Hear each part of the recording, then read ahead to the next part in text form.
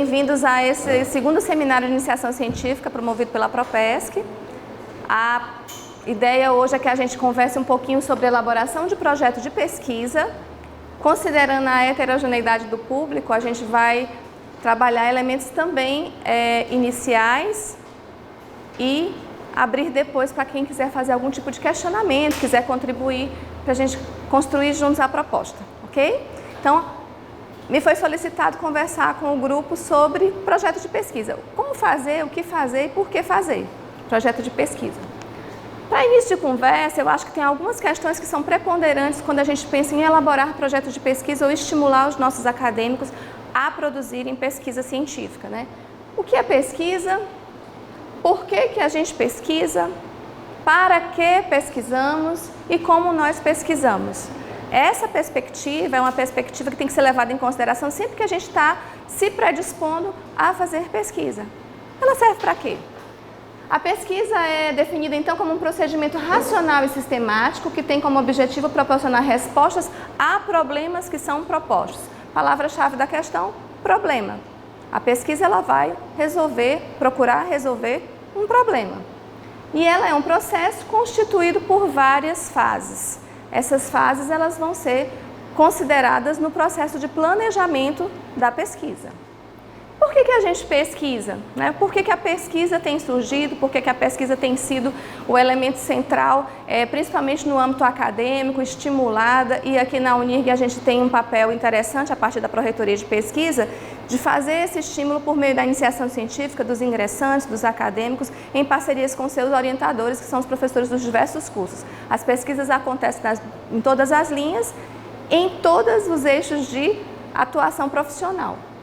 A pesquisa científica ela vai proporcionar a resolução de problemáticas relevantes para a sociedade, ou seja, resultados de um estudo publicados em artigos que vão ser apresentados em congressos, que têm o mesmo objetivo, melhorar algum processo. Além da apresentação disso publicamente, da difusão do conhecimento feito a partir da relação que nós fazemos quando levamos o nosso conhecimento para fora, o nosso conhecimento resolve problemas, patenteia produtos, cria novos protocolos, mostra outras possibilidades de atuação frente a uma problemática que às vezes já é até antiga. Então, a própria evolução científica vai fazendo com que o progresso seja demonstrado para a sociedade a partir da pesquisa científica. E a gente pesquisa para esse progresso humano no mundo científico, tecnológico e cultural. Porque a pesquisa, a gente tem um hábito de levar a ideia de pesquisa laboratorial, né? A pesquisa feita no laboratório, a pesquisa feita nos grandes centros, e a pesquisa ela é um universo para todas as áreas da ciência definidas na CNPq. Então nós temos pesquisas na área das ciências sociais aplicadas, das ciências humanas, das ciências da saúde, das ciências que envolvem a matemática, a engenharia, a física, a química, então ciências de uma forma geral. O nosso pensamento cartesiano sempre traz a ideia da ciência lógica, da ciência matemática, da ciência experimental.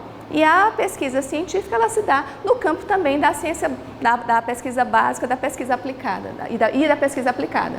Então, como é que a gente pesquisa? Pergunta que está lá no final da nossa perspectiva.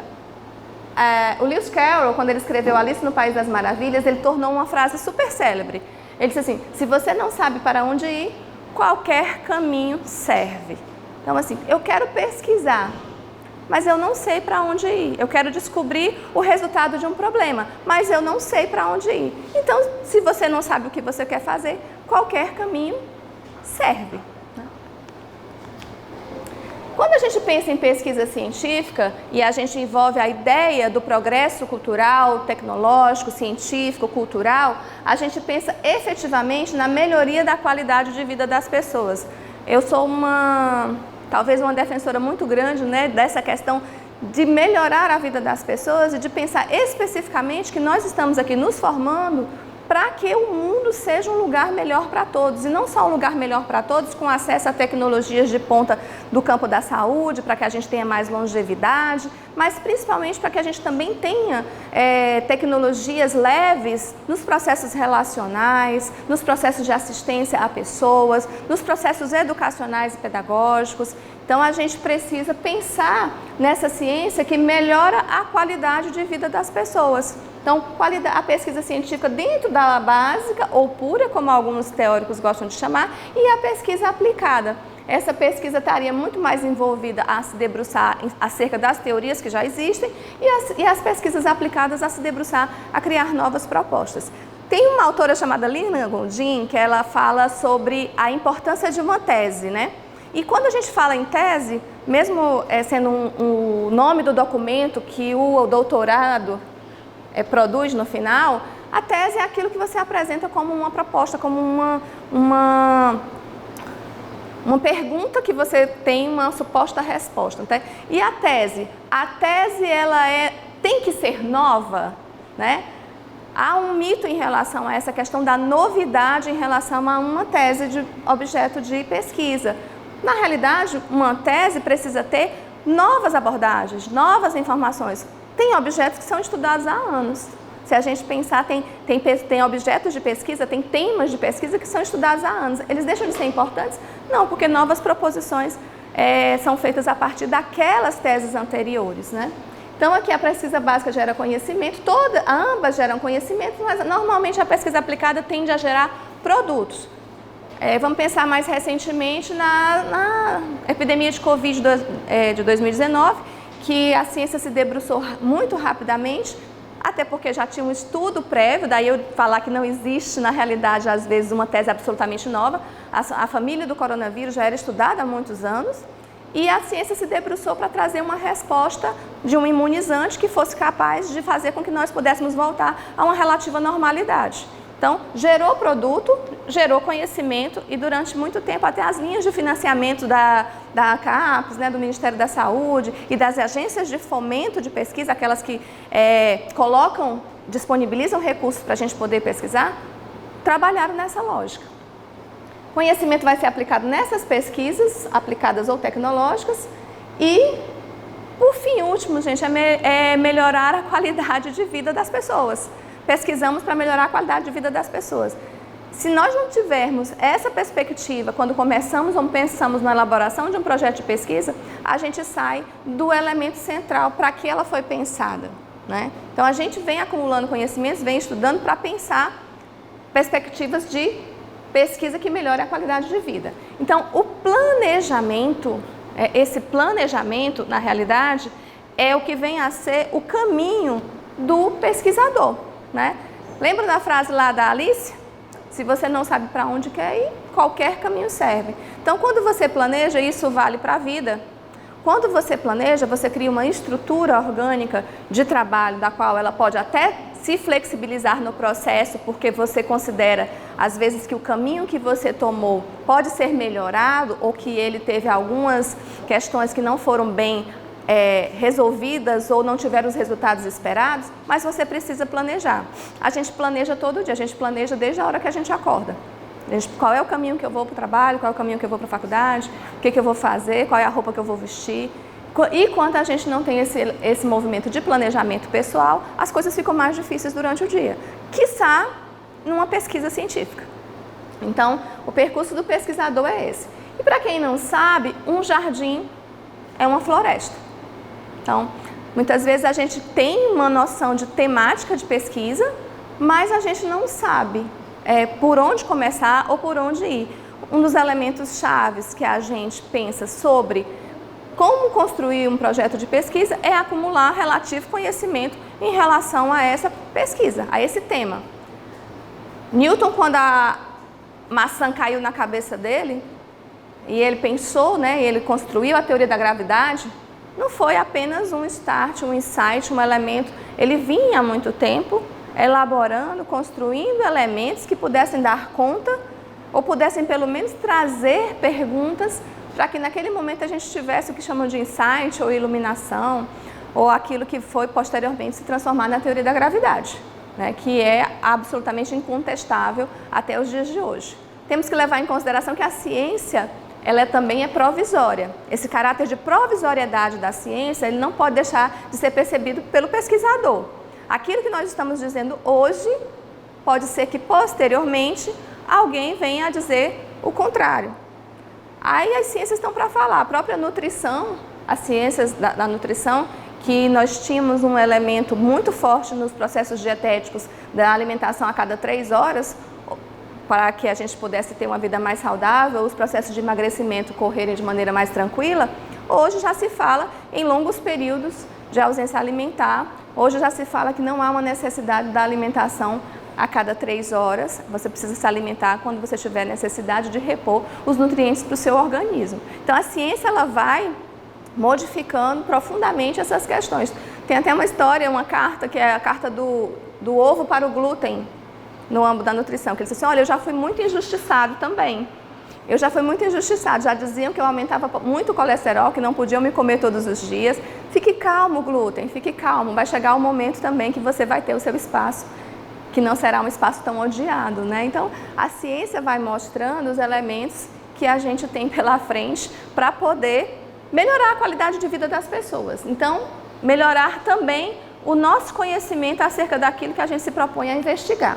Então, o projeto, segundo Maria Cecília Minaio, ele é uma cartografia de escolhas para abordar a realidade.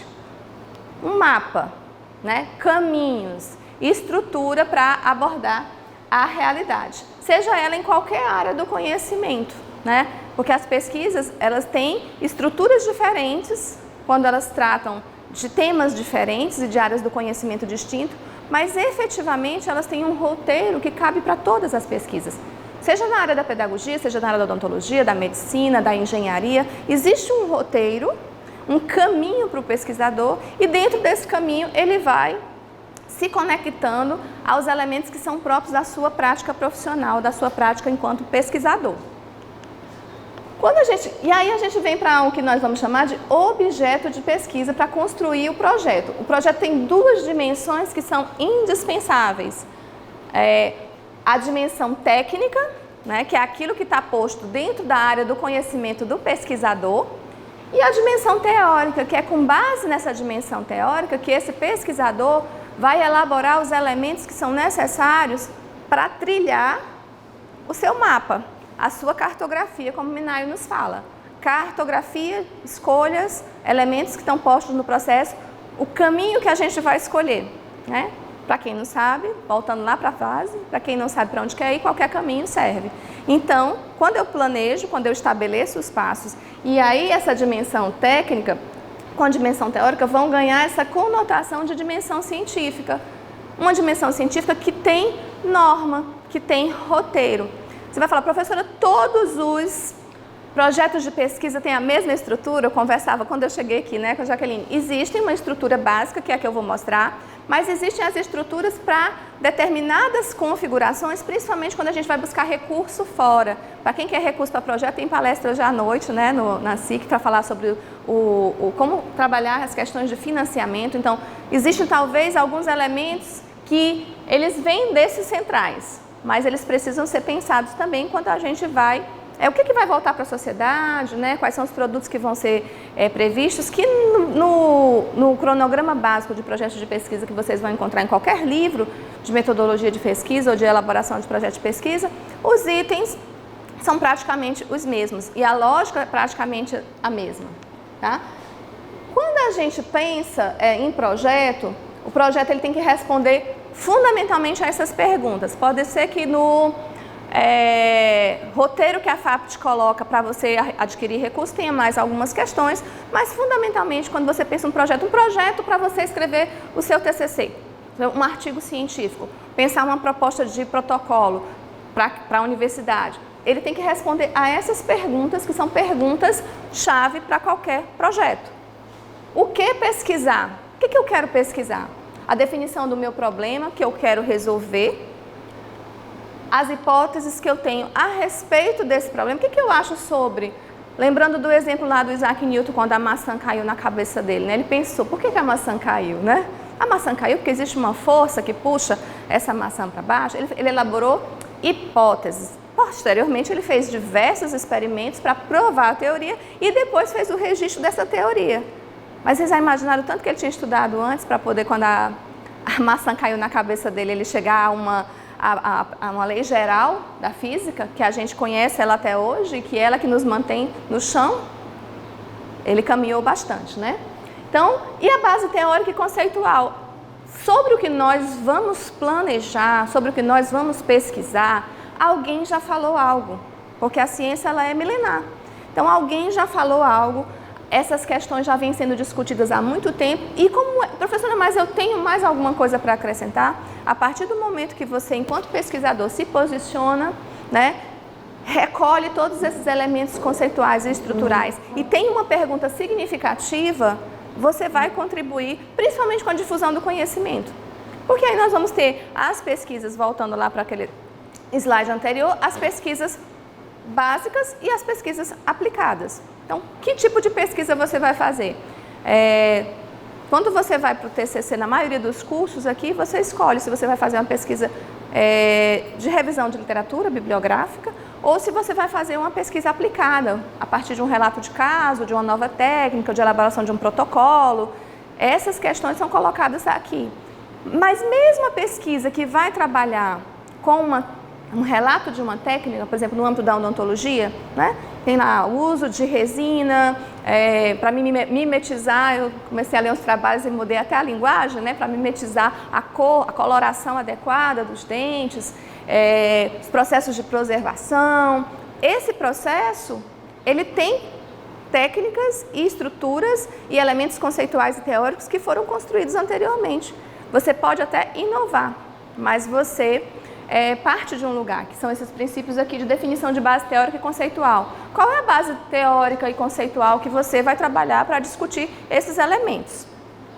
Justificativa da escolha e do problema. Por que você está pesquisando isso? Qual é a relevância que isso tem para a sociedade, para a sua área, né? Para a atividade que você está desempenhando? Os seus objetivos, né? A perguntinha, para que pesquisar? Propósitos de estudo, os objetivos que você tem. Metodologia, que é o como pesquisar. Eu acho que o que nos difere enquanto ciência é exatamente o que a gente falava com a professora Mireia no começo da manhã, tem método, né? A gente faz a partir do método. Existe uma lógica que nos difere do senso comum. Nós resolvemos problemas com um método científico que ele vai ancorar as nossas respostas posteriormente.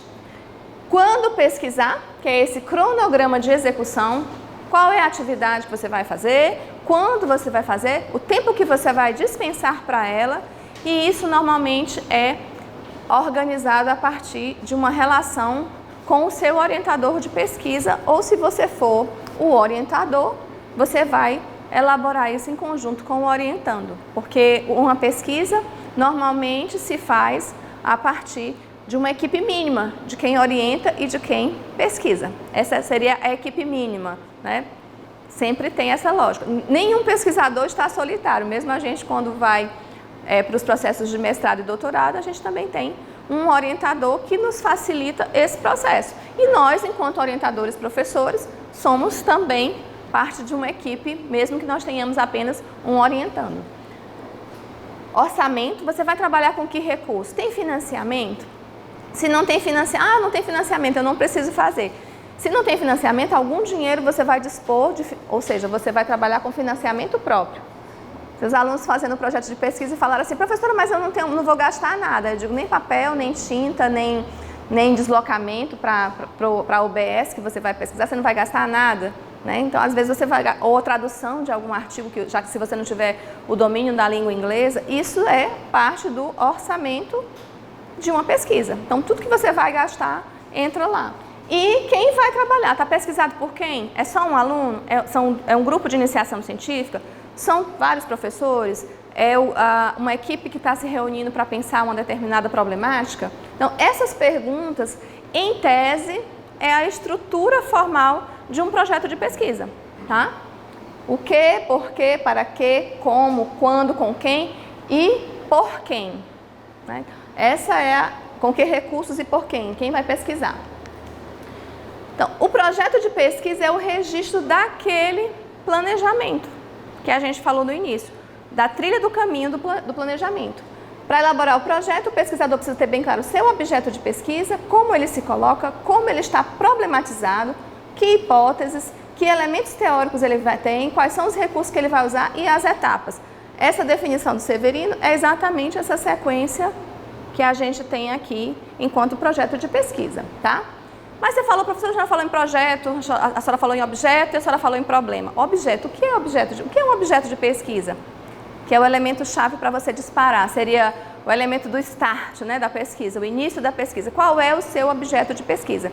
Porque há uma confusão, principalmente nos anos iniciais da nossa vida enquanto pesquisadores, de tema de pesquisa e de objeto de pesquisa. O tema é a floresta, o objeto é o jardim, é o recorte desse tema, é o elemento menor que você traz para você poder identificar o que você quer pesquisar no contexto daquele grande tema que você está estudando.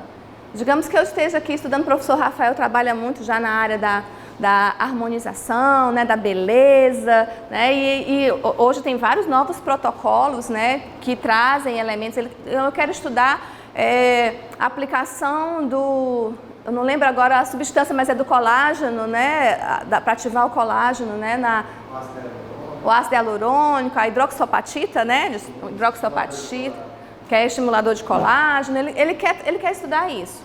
Já tem estudos que foram feitos, mas ele quer fazer um estudo de casa. Ele vai pegar a professora Herta, que já está com quase 50 anos, e vai dizer assim, professora, vamos estimular o colágeno da sua pele antes de tudo descer ladeira abaixo, né? Porque a gente vai descer, mas tem que descer devagarzinho, né? Não precisa descer de uma vez, né? Vai descer com classe, né? Então você vai lá e ele vai fazer esse estudo de casa, ele aplica, mas existe o quê? Ele vai existir um protocolo, são X aplicações, tantos dias de diferença, né? Fazer a foto do antes, fazer a foto do depois. Isso é um processo científico, tá? E certamente, antes dele começar o processo de aplicação dessas coisas maravilhosas que a ciência tem trazido para nós, ele estudou sobre isso, né? Ele trouxe elementos teóricos, conceituais sobre essa questão. Então, está em moda, né? É uma coisa que a gente está vendo cada vez mais ser discutido no âmbito das ciências da saúde, principalmente. Só precisamos ter cuidado para que o corpo não seja disputado por todos, né? Que a gente tenha cuidado com isso. Então, o que é um objeto, professora? O que é um objeto de pesquisa? Se a gente pensar que essa estrutura seria a definição clara de um objeto de pesquisa. O que você está pesquisando, onde esse fenômeno ocorre e o quem envolve. Salomão fala que se propõe que a definição do objeto seja feita por meio de uma frase curta e precisa. Uma frase que diga o que você quer pesquisar, quem está envolvido no processo e onde está acontecendo esse fenômeno, tá? Então, o objeto é isso. O tema é abrangente, por exemplo. O tema, vou mostrar aqui para vocês uns exemplos, ó. O tema aqui, eu vou ler aqui a frase que é um objeto de estudo e a gente fala sobre o que é o tema e o que é o objeto, né? Incidência de fenômenos e sintomas de sofrimento psíquico em trabalhadores da empresa X, no município Y, no período de W a Z. O tema dessa pesquisa que está aqui é sofrimento psíquico. O tema. Quando eu abro sofrimento psíquico em relação a tema, você tem uma abrangência infinita. Eu posso trabalhar, sim, mas sofrimento psíquico de quem? Né? Sofrimento psíquico, essas pessoas moram onde? Em que lugar elas estão? Esse fenômeno já ocorreu, está ocorrendo? Se eu pensar, por exemplo, numa questão mais atual, sofrimento psíquico das vítimas, das pessoas que tiveram seus parentes que faleceram, vítimas de Covid-19 na pandemia, né? Eu estou criando um extrato. Essas pessoas são quais? São idosos? Quanto mais você aproxima o que você quer, quanto mais você coloca o microscópio, a lupa, o funil, você vai filtrando, mais preciso e mais... eu não vou usar a palavra fácil, porque pesquisa requer elaboração, mas mais tranquilo é o caminho para você chegar à resposta do seu objeto. Então, aqui, ó, quando eu falo, aqui eu tenho sofrimento, aqui são 4 objetos com o mesmo tema. O tema aqui é sofrimento psíquico. Sofrimento psíquico, sofrimento psíquico, sofrimento psíquico, sofrimento psíquico. Mas aqui o objeto ele vai mudar. Por quê? Porque o interesse do pesquisador é outro, o tema é o mesmo. O interesse, o recorte, aqui, onde acontece, com quem acontece, muda. Aqui são nos trabalhadores da empresa, aqui eu quero saber a incidência desses fenômenos. Há uma lógica matemática no processo, uma lógica numérica. Quantas vezes se repete? Quais circunstâncias se repete? Quando eu falo significados, eu já parto para uma outra lógica. Quando eu falo em significados, seu nome? Kaila. O significado de sofrimento psíquico para Kaila é diferente do que provavelmente a professora Alessandra vai falar. Ou que o professor Maurício vai dizer, olha, sofrimento psíquico para mim é isso. Então, esse significado, ele tem uma perspectiva compreensiva, que eu não vou poder escalonar, que eu não vou poder numericamente representar. Eu não vou dizer assim, olha, o significado de sofrimento psíquico para a Kaila é 70%. O significado é uma coisa singular, né? A incidência eu posso numerar. Olha, houve um aumento de 70%, nas áreas tais que os trabalhadores estão no chão de fábrica, o sofrimento psíquico aumenta em relação aos trabalhadores que estão nos escritórios. Você pode fazer essas relações numéricas. Quando eu falo em compreensão, eu preciso estabelecer outros caminhos. No planejamento, as escolhas. Se eu vou pesquisar dentro de uma lógica mais quantitativa, numericamente falando, ou uma lógica mais compreensiva, qualitativamente falando. Aqui, ó, significado sofrimento psíquico para os mesmos trabalhadores da empresa X no município Y. Características e determinantes do aumento. Essa pesquisa aqui provavelmente veio depois da pesquisa que identificou a incidência. Você faz uma linha temporal, tem uma incidência anterior e depois você faz um comparativo, que a gente chama de série histórica. Os últimos 10 anos aumentou a incidência de sofrimento psíquico e você vai fazer quais são as características e determinantes disso. E as repercussões de uma ação educativa sobre o sofrimento psíquico em trabalhadores da empresa X no município Y. Uma pesquisação, você promove a atividade educativa, você vê o que aconteceu e vê depois quais são as repercussões. Como é que esses trabalhadores estão pensando a respeito do seu próprio sofrimento a partir daquela ação educativa. Eles conseguem identificar os elementos que são estressores? Eles conseguem se perceber no processo de adoecimento? Então você faz esse movimento. E o próximo passo é caracterizar um problema de pesquisa, né? Você tem o objeto e você tem o problema. O problema, ele emerge do objeto. É uma problemática enunciada emerge do objeto e do quadro teórico conceitual e traz um conjunto de perguntas. Efetivamente, tem coisas que são muito simples no processo de fazer um projeto de pesquisa. O problema é o objeto perguntado. Simples assim. Você não definiu o seu objeto? Você não disse o que era que você estava pesquisando, quem estava envolvido e onde acontecia? Você faz a pergunta. Você faz a pergunta. Lembram lá dos exemplos dos objetos? Vamos aqui, ó. A problemática é o objetivo do pesquisador resolver um quebra-cabeça. Problema ou quebra-cabeça haverá de ser formulado. Formula-se segundo a melhor indicação metodológica em forma de pergunta. O problema é uma pergunta. Uma pergunta que você quer responder. Newton perguntou por que a maçã caiu. Provavelmente ele se fez essa pergunta. Por que a maçã caiu na minha cabeça? Por que ela cai? Por que ela não voa? Por que ela não vai para o lado? Por que ela não sobe? Por que ela não desaparece? Ele fez questionamentos. E aí você vai fazer um questionamento a partir do seu objeto. E é muito simples, gente. É tão simples que parece que não é certo. Puxa, mas é tão fácil assim. Você elaborou o objeto, você elaborou o problema. O problema é o seu objeto perguntado. O objeto não era a incidência de fenômenos e sintomas? Qual é o problema? Qual a incidência de fenômenos e sintomas? A pergunta não era, o objeto não era os significados do sofrimento psíquico? A pergunta é quais os significados. O problema é perguntar, fazer do objeto uma pergunta. Simples assim. Meu professor de seminários no doutorado, ele falava que a gente complica porque a gente quer, né? Os processos. Inclusive, o seu objeto é o seu título prévio de trabalho, de artigo. Evidentemente, posteriormente, você vai, como ele chama de, ele até brincava e dizia assim, olha, depois que você tiver o processo, você traz o título poético, né? Depois você traz o título poético, ou ele dizia o título Hello Kittiano. Ele dizia assim, olha, para as meninas, depois a gente põe o título Hello Kittiano. Mas, a princípio, o problema da pesquisa é o objeto perguntado.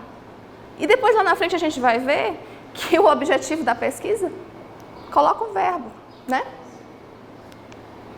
Por que a gente pesquisa?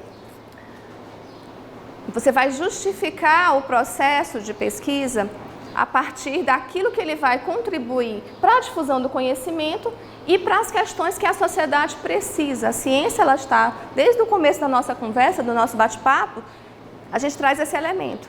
Por que pesquisar? Para melhorar a qualidade de vida das pessoas, para melhorar a qualidade de vida do nosso planeta, para melhorar a qualidade de vida das comunidades de uma forma geral. Os problemas partem daí. Eu acho que o grande deslize do pesquisador no processo é quando ele esquece essa premissa. Quando ele pesquisa por ele, para os seus títulos, para as suas condecorações, para a sua vaidade. Há um caminho na ciência, e a gente vê isso muito nas universidades, nos programas de pós-graduação, que o pesquisador esquece esse elemento. Por que eu estou pesquisando? Eu estou pesquisando porque eu tenho um objetivo de melhorar a qualidade de vida das pessoas. Mas aí a gente... E é da natureza humana, né? A vaidade, já diria... Acho que é o filme É o Advogado do Diabo, que ele fala, a vaidade é o meu pecado preferido, né? É o meu pecado preferido, né? A vaidade é o meu pecado preferido. Então, quando a gente esquece essa dimensão, e aí essa justificativa tem que trazer os elementos que dizem que a sua pesquisa vai melhorar a qualidade de vida do planeta. E mas a minha pesquisa é tão pequenininha, né? O meu objeto é tão simples, né? Alguém vai ler, você vai divulgar, você vai apresentar num congresso, você vai, que a gente chama de difusão do conhecimento, e você vai servir de elementos para que outras pessoas sejam subsidiadas a partir das suas análises e a gente progrida, né? Alguém lá atrás falou sobre uma determinada tecnologia e a gente vai e volta em ciência, né? Durante muito tempo a gente se preocupou mais com o hardware, hoje a gente se preocupa até com as soft skills, né? Que são essas habilidades que a gente precisa ter no desenvolvimento. Hoje, no campo da saúde, nós chamamos de tecnologias leves, né? O acolhimento é uma tecnologia leve. As pessoas estudaram sobre acolhimento, as pessoas trazem protocolos como humanizar os processos de atenção à saúde. Então, você vai justificar isso. E é bom, gente, ver o trabalho da gente publicado, ver o trabalho da gente apresentado num congresso, mas nunca, jamais esquecer o fim último da pesquisa. Por que você pesquisa? Né? Propor uma pesquisa exige sempre do pesquisador se perguntar pela relevância e pertinência acadêmica e social do tema. Buscar explicitar interesses, as suas implicações como pesquisador com o tema e realizar uma análise estratégica, mesmo que intuitiva e informal. Aí são dois elementos que a gente chama no campo das ciências, principalmente da metodologia, que é a reflexividade e a posicionalidade. O que é reflexividade e posicionalidade? Por que eu estou? Quais são os elementos que trazem? E quem sou eu no processo? Qual é a sua relação pessoal com o objeto de pesquisa? Eu estou pesquisando porque o meu orientador mandou eu pesquisar esse tema. Né? Você tem alguma relação com ele? Se você não tem, a partir dessa perspectiva, você desenvolveu alguma relação com esse tema? Você considera que esse tema é pertinente? Então, quem é você no processo? Todos os trabalhos, seja do nível da graduação, pós-graduação, você precisa se posicionar. Quem é você no processo? Você reflete sobre e se posiciona. Eu sou pesquisador, a gente faz isso lá no primeiro campo das nossas dissertações e teses, né? Há tempos estudo isso, né? Eu tenho essa trajetória, a minha relação com o objeto é essa. Principalmente se vocês forem posteriormente se submeter a processos de seleção em mestrado, quem ainda não tem, né, mestrado ou doutorado, é uma das perguntas das entrevistas. É aquilo que você tem que fazer, às vezes, algumas universidades pedem um memorial, né, para você dizer, olha, quem é você? O que você está querendo vir estudar isso aqui com a gente? Mas o que você já fez em relação a isso? Qual a sua relação no processo para a gente chegar até lá? Até aqui, tudo bem? E assim você tem aquela questão problema ou aquela problemática que a gente trouxe de onde a problema? O problema vem do objeto de pesquisa. A gente já tem o objeto, a gente tem a pergunta que foi originada a partir do objeto e a gente vai ter algumas questões norteadoras. Que questões norteadoras são essas? Normalmente elas não aparecem efetivamente nos projetos. Você elabora essas questões norteadoras porque elas posteriormente vão te dar o caminho dos objetivos específicos que a gente vai ver logo na frente, tá? Como é que a gente faz perguntas sobre o nosso objeto? A gente já tem um objeto, né? A gente já tem um problema. Em cima daquele problema, eu vou estabelecer algumas questões para que eu possa criar a cartografia daquilo que eu vou resolver para chegar na resposta geral do meu problema. O meu problema ele é maior, mas eu tenho que ter passos, caminhos estratégicos para que eu possa responder aquilo que posteriormente, que era o meu problema, vai se tornar um objetivo de pesquisa. Eu vou colocar um verbo, né? Eu vou colocar uma ação e essa ação vai ser respondida a partir da minha pesquisa. Esse é o caminho do projeto, tá? Então, perguntas significativas, não repetir para quê, mas tentar considerar o que precisa ser reconsiderado na realidade, dizer a direção, onde, quando, quem e objetivar conceitos que você já conhece. Então, rever conceitos faz parte dessas questões norteadoras. Prever tempo, meios, recursos, materiais, financeiros, precisa ser exequível, né, professor Fábio? Uma pesquisa precisa ser exequível, eu preciso ter recurso para, condições de material humano para fazer. Tinha um professor que falava, às vezes você quer estudar o ciclo reprodutivo das baleias jubartes do Ártico. A gente morando aqui em Gurupi, né? Então, assim, são propostas distantes da execuibilidade de uma pesquisa. Pode até ser um tema interessantíssimo, se eu falei do tema assim de uma maneira cômica, mas pode ser um tema interessante. Só que para nós, qual é a execuibilidade disso, né? Você tem uma trajetória de pesquisa em relação a isso? Existem objetos que os alunos trazem, que são maravilhosos. Eu falei, você tem condições de fazer isso?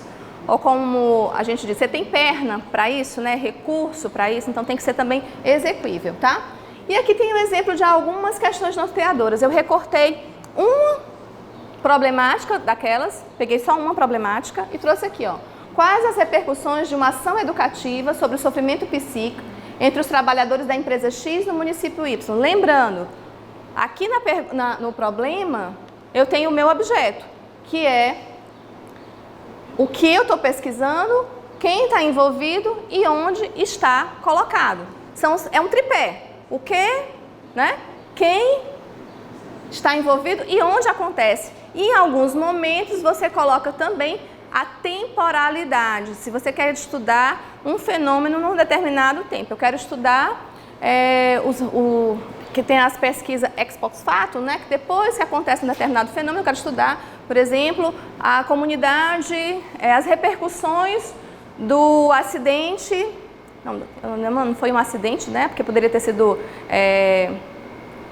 prevenido, né? Da destruição de Mariana, né? Pela Vale do Rio Doce, né? Que não é mais Vale do Rio Doce, é só Vale, né? Destruiu a cidade. Eu sou uma pessoa da área ecológica e quero saber, na próxima década, prospectar na próxima década, como foi que aquela comunidade se reorganizou do ponto de vista social, econômico. Então, isso também tem uma temporalidade. Provavelmente já tem gente fazendo essa pesquisa lá e daqui a uma década a gente vai estar vendo os resultados dessa pesquisa, né? Em todo lugar, todo tempo tem alguém pesquisando sobre alguma coisa, porque a ciência também é transitória, né?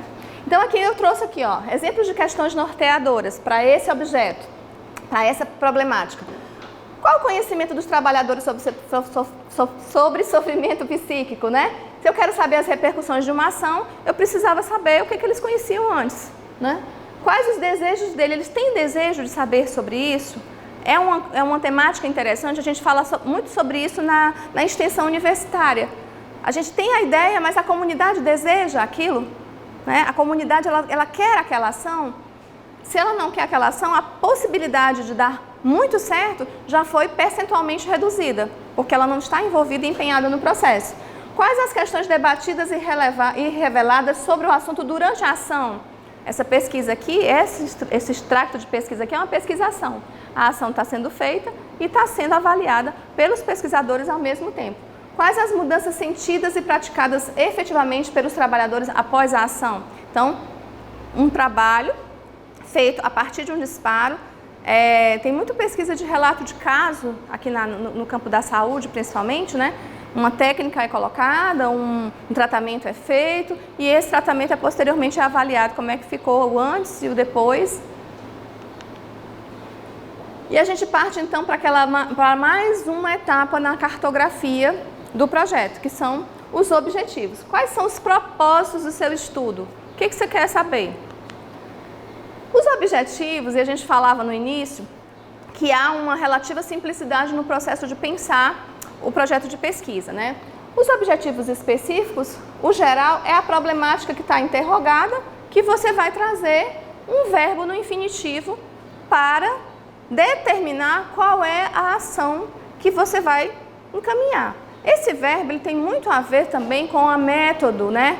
Com a metodologia, com a estrada que você vai trilhar. Até a nomenclatura verbal que você utiliza, ela incide conexões com o método. Se eu vou trabalhar a compreensão de significados, os verbos certos são entender, compreender, porque são verbos da natureza da pesquisa qualitativa. Mas quando eu estou no outro campo, eu trabalho com os verbos verificar, analisar, identificar, comparar, né? Existe uma infinidade de verbos que você vai trilhar para saber o que você quer saber. E tem um detalhe importante que eu falo muito para os meus alunos de projeto de pesquisa. Não seja ousado demais no seu objetivo, porque você pode não dar conta de respondê-lo, tá? Então, qual é o objetivo que você tem condições de responder a partir dos instrumentos de pesquisa que você tem, a partir dos elementos que estão postos? Você vai conseguir? Eu vou fazer uma análise, você vai conseguir analisar todas essas variáveis, né? Não, o máximo que você vai conseguir no período de um TCC é identificar, né? Aí vamos ver, são possíveis? São. Se for possível, você coloca analisar.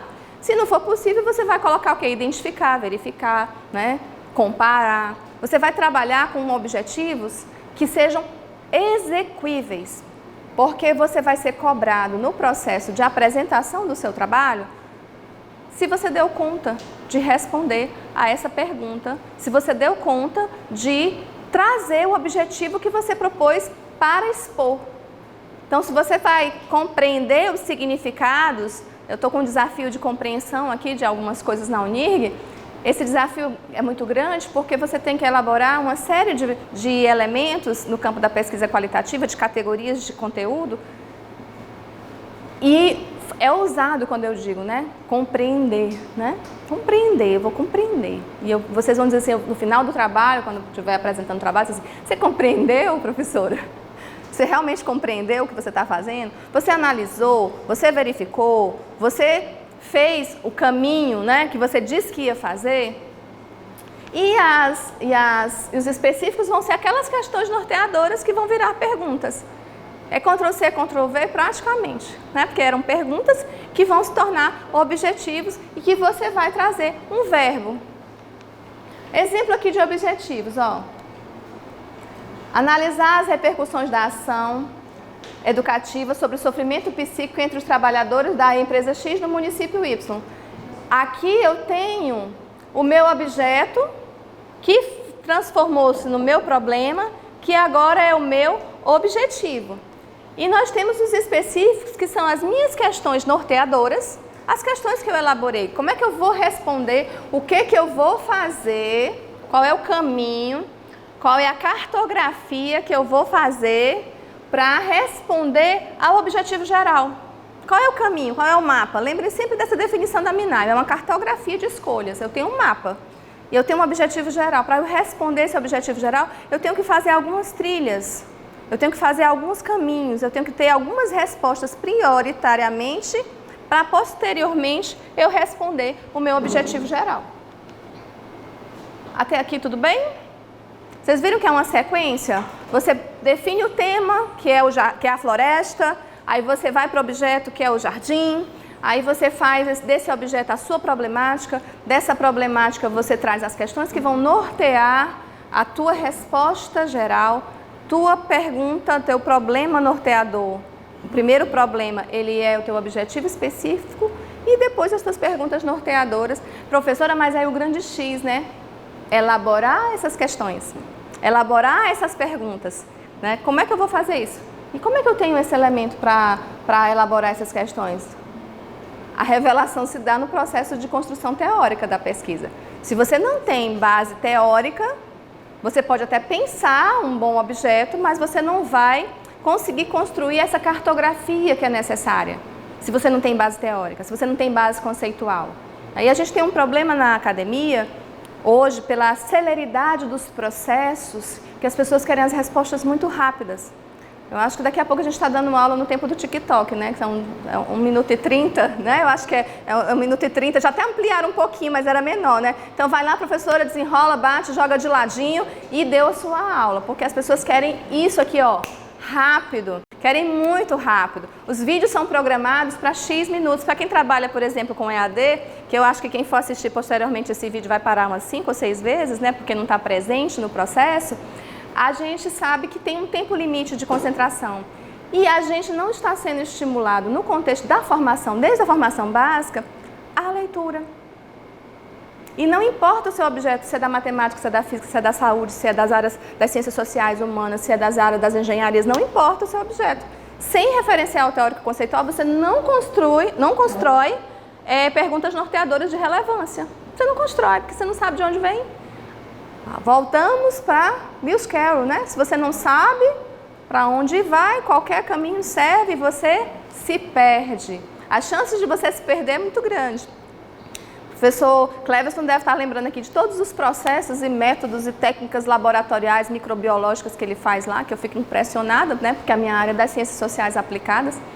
E da mesma forma que o método que é trabalhado lá, nas ciências sociais aplicadas talvez seja um pouco ainda não claro para quem é das ciências exatas, né, das ciências da saúde de uma forma geral. Então aqui, ó, aquelas perguntas norteadoras passam a ser conhecimentos, passam a ser objetivos específicos. Identificar, constatar, descrever, pontuar. Só a gente voltar aqui, a gente vai ver as questões norteadoras, ó. Qual o conhecimento dos trabalhadores sobre sofrimento psíquico? Quando a gente vai para o objetivo, identificar qual o conhecimento dos trabalhadores sobre sofrimento psíquico. Você pegou a questão norteadora, ela se tornou o teu objeto específico. Quando a gente trabalha na lógica da monografia, que já está quase superada, mas ainda existem universidades que trabalham com monografia, eu acho que a perspectiva de produzir um artigo científico é muito mais interessante, porque você tem uma fluidez maior da divulgação do conhecimento científico, dessa possibilidade de publicação e o trabalho já está sendo feito. Mas nas monografias de graduação, muitas vezes os objetos específicos são uma sequência dos seus capítulos, né? Você vai responder a princípio o conhecimento, você vai constatar e você vai fazendo esses caminhos para responder teoricamente esses questionamentos que foram feitos lá nas questões norteadoras e que agora são objetivos de pesquisa. A metodologia, né? Metodologia, estrada, caminho, né? Para você fazer um projeto de pesquisa. O que é a metodologia? Aí você vai dizer, professora, a parte central do trabalho? Eu diria que a parte central é a definição do objeto, né? Porque se você tem um bom objeto, o caminho para descobrir os espaços metodológicos, a trajetória metodológica é muito mais simples. Mas essa frase aqui, inclusive, é da minha orientadora, de uma publicação dela, ela diz o seguinte, né? A natureza do objeto condena ao método. O que é isso? Condenar ao método. A natureza do objeto condena ao método. Não adianta você ter um objeto que seja da lógica compreensiva, querer trabalhar com uma metodologia quantitativa.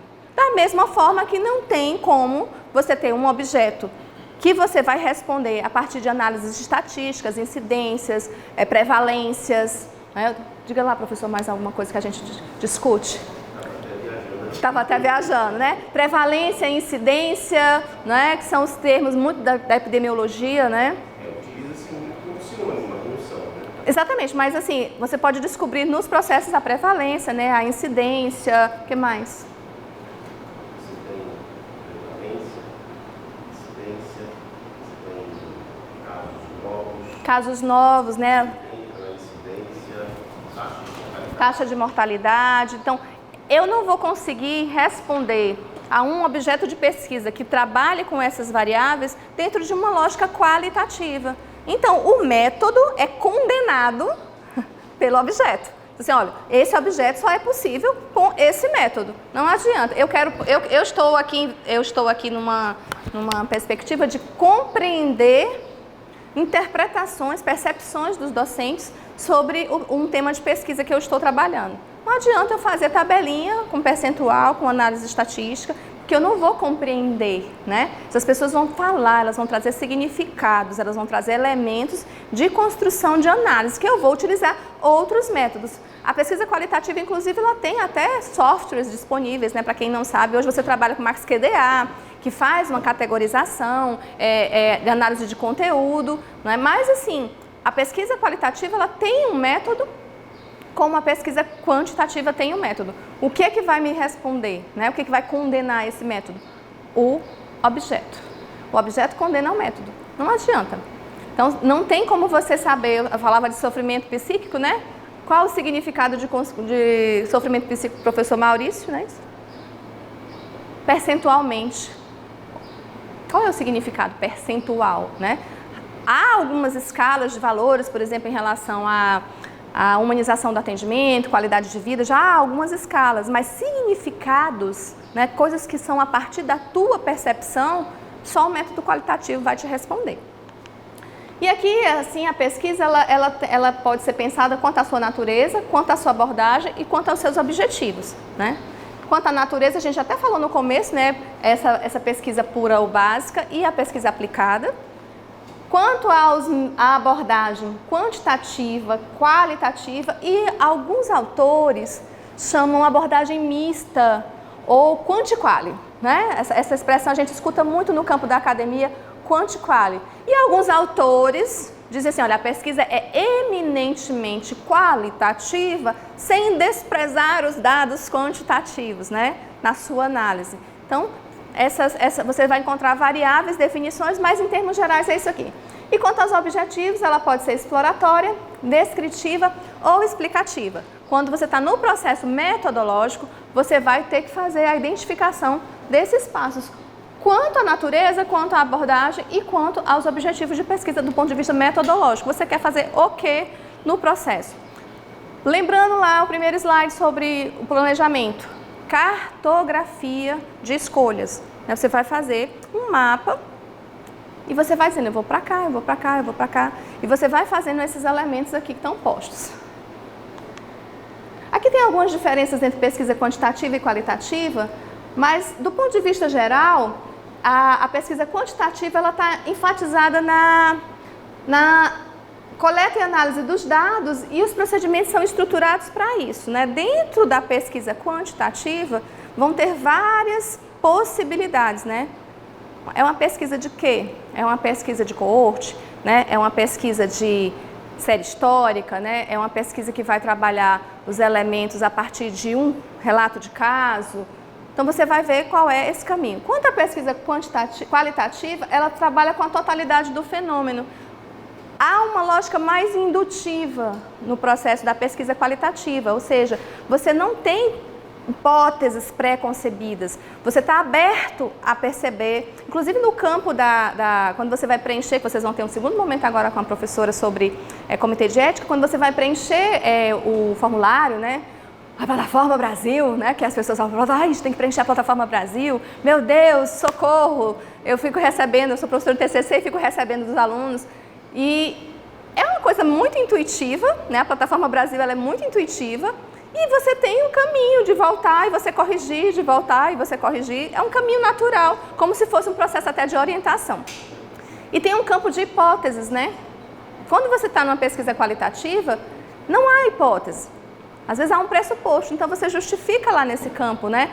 que não há essa hipótese pelo próprio processo de indução que essa metodologia te coloca à frente. Alguns autores falam em pressupostos de pesquisa. Eu tenho uma ideia formada, mas ela não é uma hipótese porque a totalidade ainda vai me mostrar o caminho, tá? Quanto aos objetivos, a gente coloca 3 perspectivas centrais, né, que é a exploratória, descritiva e explicativa. As pesquisas de revisão de literatura, né, as pesquisas bibliográficas, elas ficam muito no eixo, né, exploratório, né? Familiarizar com o tema, ampliar a discussão, divulgar o seu ponto de vista a respeito daquilo que você está colocando, ter uma melhor compreensão. A pesquisa descritiva, você vai descrever uma situação ou relacionar alguma variável. A explicativa, quando quer explicar com detalhes determinados fenômenos. Professora, pode ser mais de um? Pode, eu posso fazer uma pesquisa exploratória e explicativa, por exemplo. Eu faço um levantamento das questões. Normalmente as pesquisas têm esse viés exploratório, porque você tem que passear pelo arcabouço teórico e conceitual que está posto para você. Você está discutindo lá, tem um tema da engenharia aí, professor, de produção. Um tema aí que você está estudando, um tema de pesquisa, um objeto da sua área. Tomada de decisão por múltiplos critérios. Tomada de decisão por múltiplos critérios. Ele está fazendo esse estudo.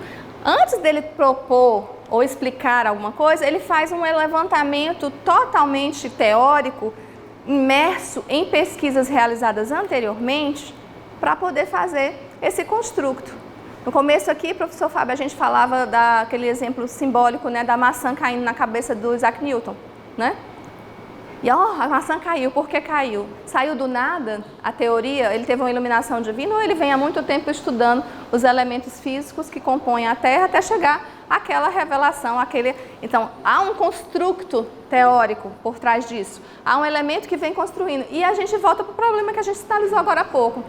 Nós estamos lendo sobre aquilo que nós queremos conhecer? Nós estamos participando dos processos de análise que outros pesquisadores estão fazendo? Nós estamos nos atualizando? Nós estamos fazendo uma imersão nesses processos, que é exatamente essa pesquisa exploratória, né? Adentrar o processo para depois eu descrever ou eu explicar? Eu posso só explorar se eu quiser fazer uma revisão de literatura, mas se eu quiser descrever ou explicar alguma coisa, eu preciso explorar antes. Isso vai estar descrito onde? Na metodologia. A metodologia do seu trabalho vai trazendo esse passo a passo também. Quanto aos procedimentos, eu tenho caminhos, né? Aqui são só alguns, não dava para colocar tudo, né? Mas aqui, a pesquisa bibliográfica, a pesquisa de campo, né? A pesquisa bibliográfica, ela parte de uma lógica documental, seja artigos, livros, produções. O Celard, ele vai falar que a pesquisa documental, ela se baseia em produtos, que são documentos que são produzidos. E como documento, eu tenho para além de artigo e livro, editais, fotografias, vídeos. Esses elementos, eles entram também no processo de análise documental. Eu posso utilizar, por exemplo, um documentário para fazer uma pesquisa bibliográfica como um processo documental. Quando eu penso na pesquisa de campo, eu tenho caminhos. Pesquisa experimental, a pesquisa depois que acontece uma determinada situação. Dei o exemplo aqui da tragédia de Mariana, né? Pesquisas que são realizadas depois. Eu acho que os pesquisadores ainda estudam e vão estudar muito tempo o impacto no solo, né? Dos dejetos, né? Que foram jogados, né? no Rio Doce, né? Eu não conheci, mas alguém conheceu Mariana aqui antes da tragédia? Conheceu, professor? As pessoas falam que era, né? Era muito bonito, né? O Rio Doce. Eu não tive a oportunidade e lamentei a tragédia profundamente, né? E eu não sei se nós veremos ainda nesse século recuperação daquele bioma. Eu acho que não, né? Eu não sou da área, viu, Mireia? Mas eu acredito que os impactos são... A natureza se recupera de uma maneira que a gente nem espera. Provavelmente a gente não vai ter aquela mesma estrutura, né? Não, mas vai se recuperar de uma maneira... Mas vai se recuperar. Entendeu? A mesma coisa, daqui a uns dias a gente vai começar a estudar o impacto dos necrochorumes produzidos pelos cadáveres da Covid. Interessante a perspectiva que o professor está falando. Vamos começar a estudar o impacto dos necrochorumes dos cadáveres que foram colocados em valas pós-Covid. Então, isso é também uma questão que tinha sido, inclusive, sinalizada por um cientista brasileiro, que agora eu não lembro o nome dele, mas ele falava muito dessa preocupação, dessa questão das acomodações que foram feitas para esses corpos com essas patologias, né? A pesquisa participante, a pesquisação, a pesquisa etnográfica, né? A pesquisa etnográfica, ela tem uma característica de imersão na comunidade, né? Há muitos antropólogos fazendo isso, inclusive eu gosto de contar a história de um colega que é antropólogo, que ele foi fazer uma pesquisa etnográfica, foi a pesquisa de doutorado dele na comunidade, na tribo Apinagé, aqui no Tocantins, só que na região do Bico do Papagaio, né? Nos Apinagés. E ele passou alguns meses convivendo com aquela comunidade. E ele terminou sendo batizado pela comunidade, ele recebeu um nome da comunidade e ele ficou muito feliz porque ele recebeu esse nome, que agora me fugiu o nome, mas era um nome bonito, ele achava que era o nome de um guerreiro, uma coisa assim parecida. E na língua, né, Apinagé significava cabeça tonta, porque ele estudava história oral e ele passava o tempo todo perguntando e balançando a cabeça e ouvindo as histórias. E ele balançava a cabeça e a anciã que batizou o meu colega colocou o nome dele de cabeça tonta, né? E ele disse assim, nossa, eu achei que era o nome de um guerreiro, né? E na realidade era o nome de pesquisador, né? Era o nome de pesquisador. Você tá lá, você é o quê? Porque o pesquisador, ele é antes de tudo o quê? Um curioso, né? O pesquisador é um curioso, ele é uma pessoa que tem um espírito de investigação. E ele falou assim, tudo bem, eu fiquei muito feliz, né? Porque ele foi aceito como membro da tribo, né? Para um antropólogo ser aceito como membro de uma tribo, né? Como a professora Edna, eu acho que já tem até nome também aqui, para eles que vão para o processo, é muito interessante. Mas ele falou assim, mas eu achei que eu ia ter um nome assim mais impactante, né? Mas é verdade. E a gente é meio cabeça tonta mesmo, né? Quando a gente está na ciência, fazendo as perguntas, levantando a cabeça e perguntando, e questionando e lendo, né? Então, como ele trabalhava história oral, ele passava muito tempo. Eu fiquei pensando como ele ficava conversando com os idosos, né? Conversando com as pessoas, e aí pronto, era a cabeça tonta. 4 decisões que eu tomo especificamente quando eu vou definir a metodologia, né? Qual dado eu vou trabalhar? Quando eu trabalhar, qual dado eu vou trabalhar? Qual é o tipo de estudo que eu vou fazer? Com quem, com quantos, que é a amostra, tá? Eu posso disponibilizar depois, professor, esse material para colocar na página, sem problema, tá? Como obter os dados, técnicas de coleta, né? Como analisar, são as técnicas de análise. Do ponto de vista prático, você vai definir na metodologia tipo de estudo, amostra, técnicas de coleta e técnicas de análise. O que você vai trabalhar e o método que você vai trabalhar, qual é a sua amostra, quais são essas pessoas, quando é pesquisa em seres vivos, quando é pesquisa em dados que não precisam de autorização do CEP. CEP, para quem ainda não sabe, é o Comitê de Ética em Pesquisa, e que toda pesquisa com ou em seres humanos é submetida ao Comitê de Ética em Pesquisa. Ah, professora, eu vou só conversar, né? Eu vou só fazer uma entrevista. Qual é o risco dessa entrevista? Tem risco? Por que eu tenho que submeter ao Comitê de Ética? Qualquer pesquisa que envolva seres humanos, seja feita com eles ou neles, envolve riscos. Pode ser que uma pesquisa qualitativa que vai trabalhar com entrevistas tenha os riscos que a gente chama de riscos mínimos, né? Que seria de desperdício do tempo da pessoa, que ela vai ter que doar o tempo, ou algum tipo de constrangimento ou emoção. Mas existe um risco. A pessoa está se submetendo a ser objeto, né? a ser um participante ou um sujeito da pesquisa, né? Corrigindo. Tipo de estudo segundo os dados, né? Os dados são criados, né? Estudo experimental, né? Provoca-se uma intervenção para observar as mudanças e efeitos.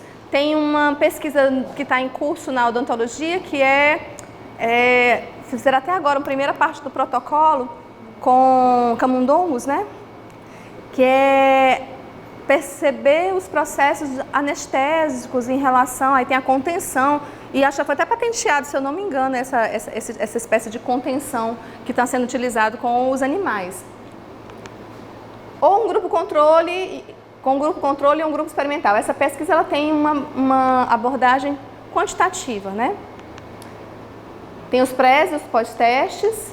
E quando os dados já são existentes, há uma lógica da gente caminhar para pesquisas qualitativas. A gente vai verificar as relações entre os aspectos de intercausalidade, pesquisas de opinião instantâneas ou de tendências, também na abordagem quantitativa, enquetes, aqui, dados criados e dados que já existem. Eu posso trabalhar dados que são criados a partir da lógica experimental de uma pesquisa quantitativa.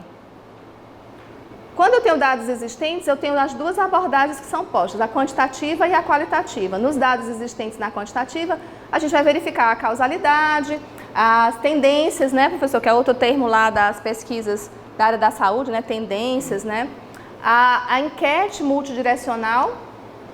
Quando a gente vai para a abordagem qualitativa, os dados estão lá, a realidade está lá. Eu estou vindo aqui na universidade estudar o nível de satisfação dos alunos em relação a uma determinada questão da UNIRG, qualidade de ensino, por exemplo, né? Esses dados eu posso perceber a partir de uma lógica quantitativa ou uma lógica qualitativa, dependendo do objeto. O nível de satisfação é a percepção da satisfação ou eu quero medir a partir de uma escala? A mesma temática, satisfação do acadêmico, ela pode ser trabalhada dentro das duas perspectivas, desde que o meu objeto remeta a isso. O que eu quero saber? Eu quero saber um percentual de satisfação em uma escala, né? De bom, regular, ótimo, excelente, ou eu quero saber a interpretação dessas pessoas sobre essa satisfação, porque se eu perguntar aqui para esse grupo que está presente, satisfação vai ter diversos significados também. O que é satisfação para o professor Rafael, por exemplo, para a Kayla pode ser outra coisa, porque está no âmbito da subjetividade, está na lógica interpretativa compreensiva. Estudo de caso com triangulação de dados, história de vida, vivências, trajetórias, memórias. Esse colega que eu dei o exemplo para vocês, ele estudou a tradição da história oral nos Apenagés, que eles passam, as gerações mais velhas passam para as gerações mais jovens os ensinamentos da tribo, né? Diferente da gente, né? Que já tem os elementos mais escolares, a tradição oral é muito mais forte do que o processo pedagógico escolar. Inclusive, numa das comunidades que ele visitou, o governo tinha feito uma escola e não estava sendo bem aceita pela comunidade. Por quê, Mireia? Você sabe por quê? Porque a escola tinha sido feita nos fundos da tribo, na parte de trás. E para aquela comunidade, o que está atrás não é valorizado. Então, não foi pensado, não foi construído com a comunidade o projeto. Então, essas questões têm que ser levadas em consideração. Sobre as amostras, a gente tem as possibilidades, né? Não intencional ou probabilística e as intencionais ou não probabilísticas, né? Normalmente, as probabilísticas, elas estão dentro da perspectiva da pesquisa quantitativa, né? Eu pego uma aleatória simples ou um sorteio por grupos ou por estratos. E existem os caminhos que você faz para que haja rigor científico no processo, né? E aí a literatura vai trazer esses elementos. O que é uma amostra significativa mediante um determinado total, né? O N total e o N que eu vou pegar, que a gente chama de N amostral. Qual é o N amostral da pesquisa? Quando a gente fala em pesquisa qualitativa, a pesquisa é intencional. Um exemplo, a minha pesquisa aqui na UNIRG, ela é não probabilística, ela é uma pesquisa intencional que tem critérios ou cotas, porque na realidade eu elenquei um grupo a partir de critérios. Eu vou trabalhar com esse grupo porque esses grupos têm critérios que vão me trazer minimamente, o pressuposto, né, que a gente tem, respostas acerca da pergunta que eu estou fazendo. Então, esses são os caminhos do projeto. Quando a gente vai falar em técnicas, deixa eu só olhar aqui meu tempo, ok. Quando a gente vai falar em técnicas, a gente tem... as técnicas também são colocadas a partir do método que você escolhe. Se eu tenho uma estrutura quantitativa, eu vou trabalhar com observação, questionário com questões fechadas, entrevistas, testes estruturados. Quando eu vou trabalhar com a qualitativa, que é dessa lógica compreensiva, eu gosto de usar essa expressão, porque a pesquisa qualitativa ela tem uma lógica compreensiva, eu vou trabalhar com outros elementos, diário de campo, vou trabalhar com questionário com questões abertas, entrevistas que podem ser entrevistas totalmente abertas ou entrevistas semi-estruturadas. As entrevistas semi-estruturadas, elas têm questões norteadoras, mas elas não são engessadas, porque no decorrer de uma conversa, essas perguntas podem ganhar um outro caminho. Desenhos de pesquisa, história de vida, narrativa oral. Você vai falar assim, professora, eu posso fazer uma pesquisa científica por um caso? Freud fez uma teoria. Psicanálise é uma teoria que surgiu a partir do caso das histéricas. A teoria de Freud vem desse caminho. Então, assim, um caso, se você tem um estudo de caso relevante, que se difere dos outros, porque às vezes o acadêmico diz, professor, eu vou fazer um estudo de caso, por exemplo, um estudo de caso, eu vou fazer um estudo de caso da Unirg, o que eu estou estudando na Unirg só tem na Unirg? É uma característica só da Unirg? Não, o que eu estou estudando tem outras universidades que também têm a mesma percepção, mas digamos que tenha um projeto aqui. A gente vai fazer o projeto, a gente vai publicar esse projeto, essa atividade, que é o estudo dos impactos da extensão curricularizada nas práticas dos acadêmicos e professores da Unirg lá na frente. É um estudo de caso, porque eu estou estudando a extensão curricularizada da Unirg, não é da Unifor, não é da Universidade Federal do Tocantins, é da Unirg. Então, eu posso fazer estudo de caso? Posso, e tem relevância, e isso é importante para pesquisa. Quando eu vou trabalhar técnicas de análise, vejam os caminhos, né? Você identifica público, a amostra, você identifica quais são as técnicas que você vai utilizar e depois você vai pensar a análise dessas técnicas. Tudo isso tem que estar descrito na metodologia. Tudo, professora? Tudo. Tudo isso, porque não é a tua cartografia, não é o teu mapa. Se tu deixar de colocar um desses pontos de maneira correta, você vai provavelmente se desviar do caminho que você pensou e traçou para responder o seu objetivo. Então aqui, quando eu penso nas estatísticas, na lógica quantitativa, eu vou trabalhar com dados de forma numérica, eu tenho análises, eu fiz uma disciplina de estatística, né? Só para esclarecer para vocês, eu sou pesquisadora qualitativa, né? A minha trajetória de análise, né, de pesquisa é qualitativa. Eu caminho e converso com a quantitativa porque trabalho na área da metodologia científica, mas assim, a realização foram poucas pesquisas quantitativas que eu já realizei. E aí fala daqui a moda, mediana, média, desvio, testes, escalas, estatísticas, tabelas, né? Que hoje nós estamos muito mais avançados porque os softwares estão nos dando respostas muito rapidamente. Então assim, quando você...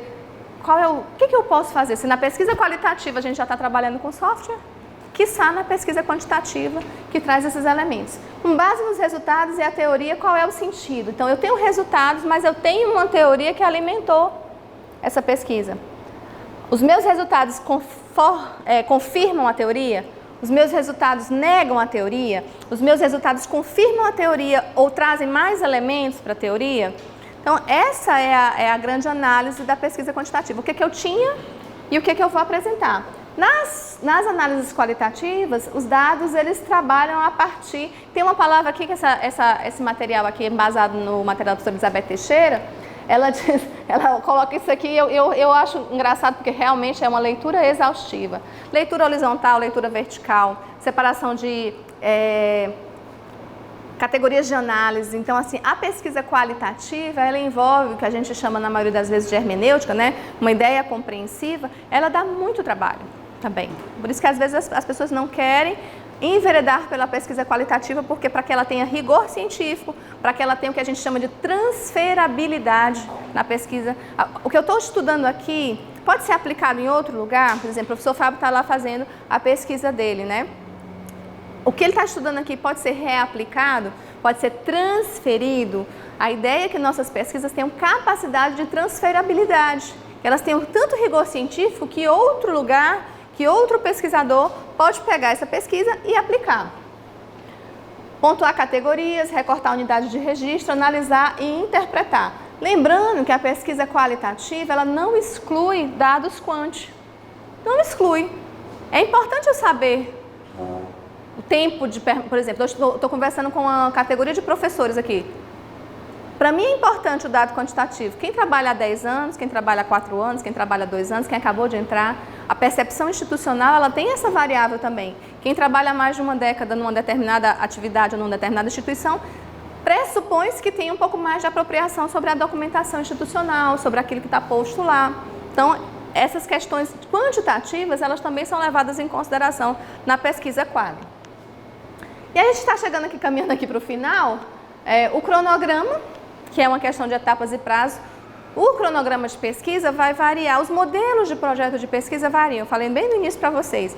O que a gente tem que responder são aquelas perguntas, mas os editais de financiamento às vezes propõem outras etapas que precisam ser colocadas lá, né? O que eu tenho que pegar? Eu tenho que saber o que eu tenho que pensar e colocar depois. Qual é o cronograma que eu tenho que colocar? Tem um modelo, por exemplo, os projetos de pesquisa da Uninc tem um modelo de cronograma. Etapas do que ser feito, né?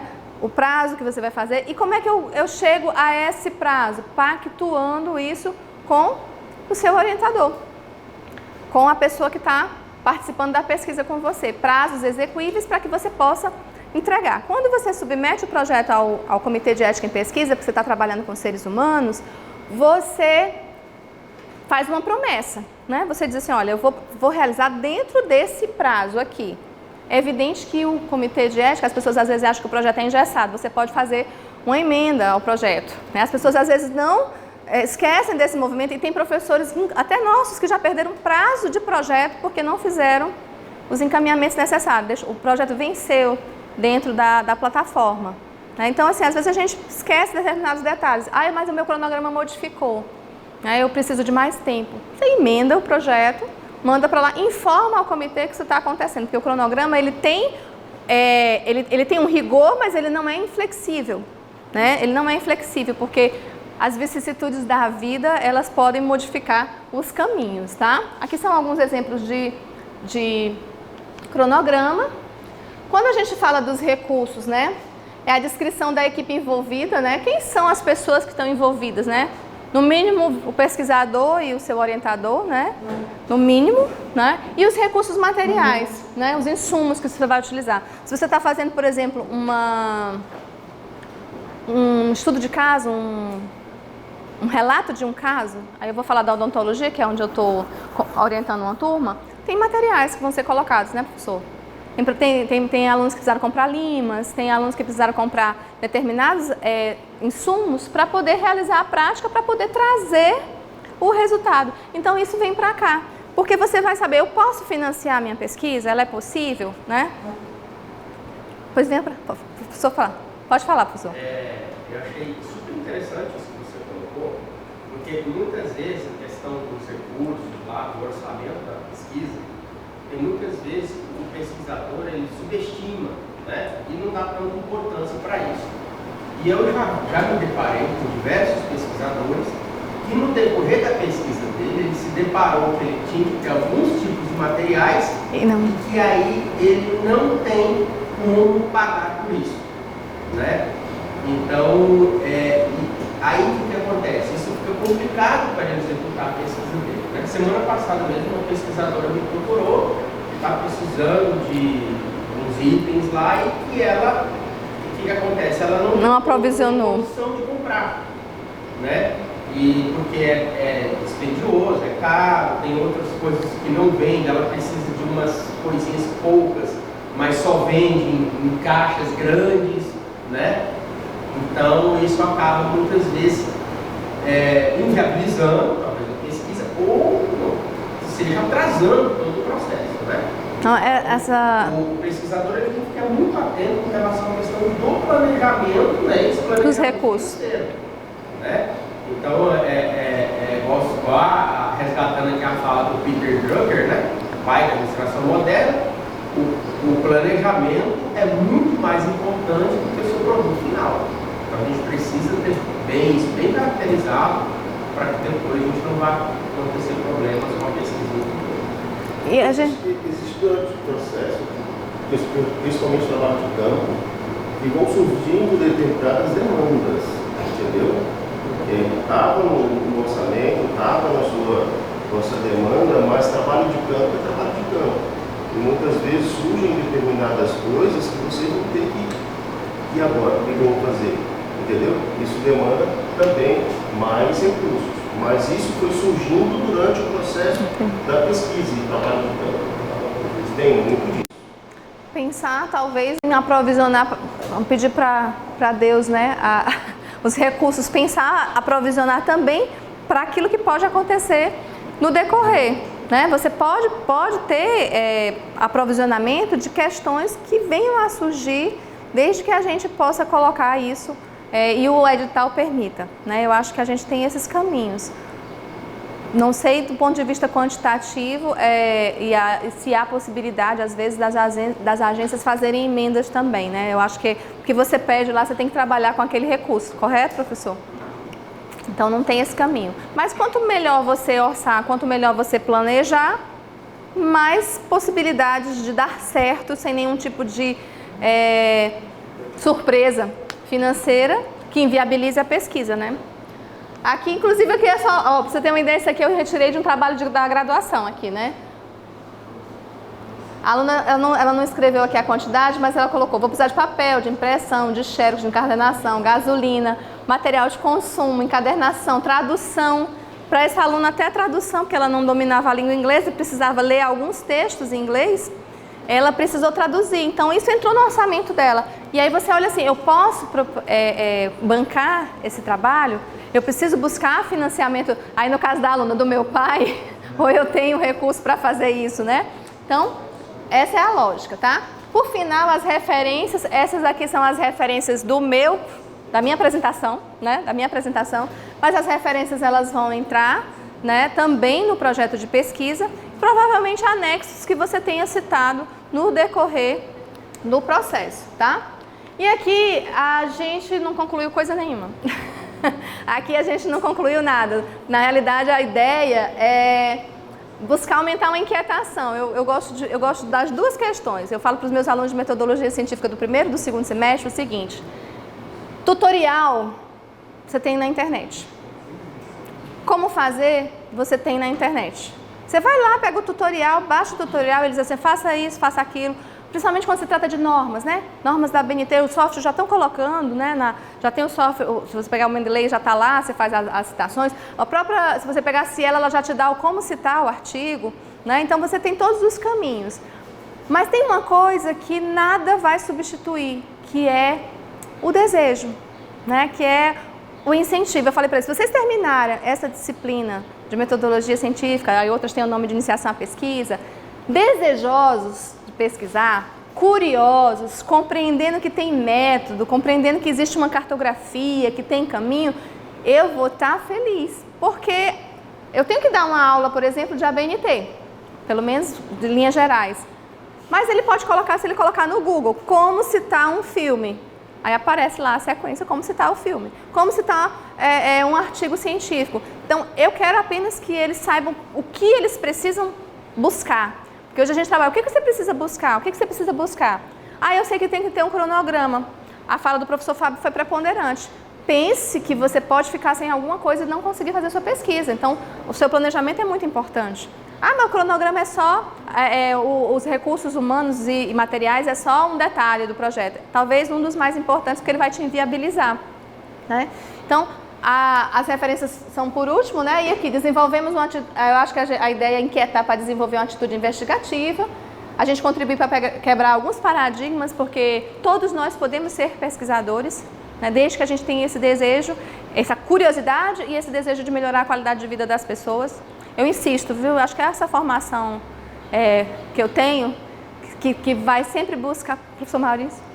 Não, só para complementar esse ponto, que inclusive uma das disciplinas que eu estou ministrando no jornalismo é jornalismo científico.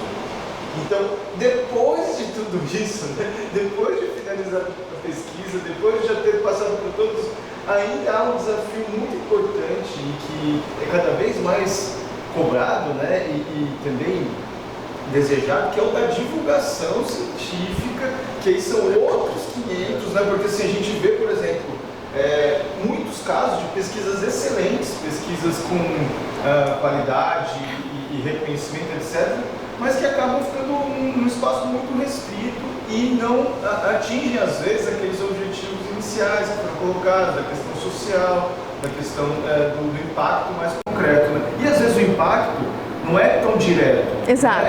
Assim, pode ser simplesmente alguém que fala, nossa, que pesquisa interessante. Que legal. Essa pesquisa existe, não quer dizer que a pessoa vai necessariamente ser beneficiada ou ser, né, atendida diretamente por aquilo, mas é uma forma de despertar, mais uma vez, a questão da curiosidade, do estímulo, etc. científico. Então, também há aí mais um passo, né, que é esse passo da divulgação, que é um passo muito importante. Por isso que a gente não conclui nada em pesquisa, né? Porque a pesquisa, eu digo que ela está sempre brotando, né? Se a gente conseguir regar essas sementes, né? E eu falo para os alunos também, a gente joga a semente, cai em terreno fértil, cai em terreno não fértil, é bíblico, né? Nem todos os nossos alunos vão sair pesquisadores, mas o mundo hoje, né, as coisas hoje exigem que você tenha atitude investigativa, independente de você ser ou não um pesquisador que vai publicar seus trabalhos. Porque se você não tem atitude investigativa, você vai ser devorado pelo mundo, porque aquilo que a gente está conversando aqui, agora alguém descobriu outra possibilidade. Alguém descobriu outro caminho.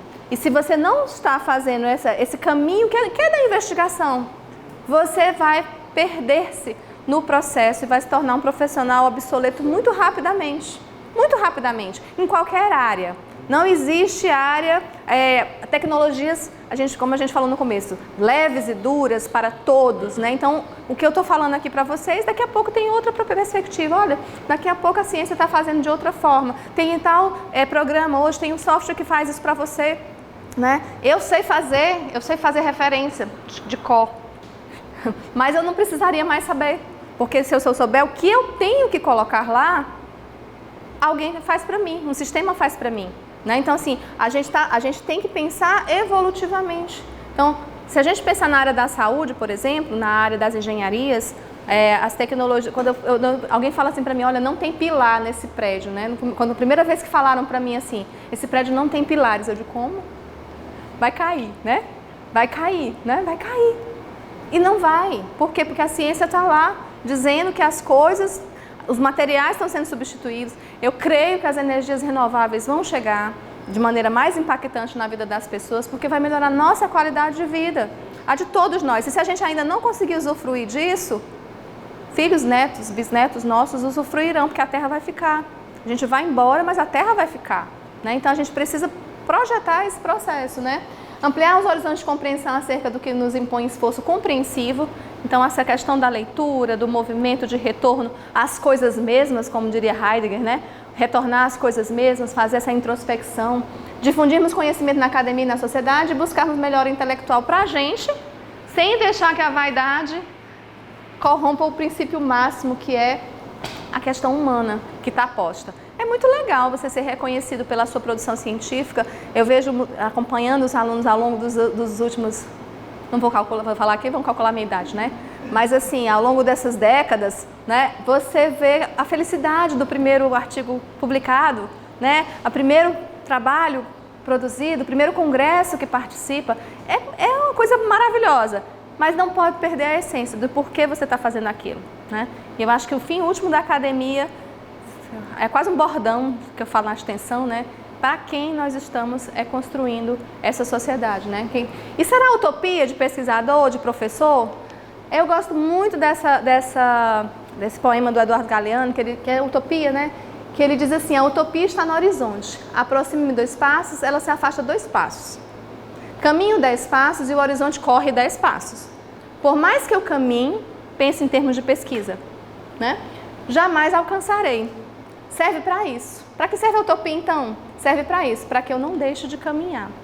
Né? Isso é um livro chamado Palavras Andantes, né? E que, assim, cada vez que você vai, alguma coisa aparece lá. Por exemplo, a minha pesquisa de doutorado, ela surgiu no mestrado. A pergunta apareceu no mestrado, mas eu não dava conta no mestrado, então foi para frente. Já apareceu inúmeras, eu acho que vai sair umas 5 pesquisas da pesquisa do doutorado. Por quê? Porque tem outras perguntas que estão surgindo. Então, eu não vou chegar no horizonte nunca se eu continuar investigando.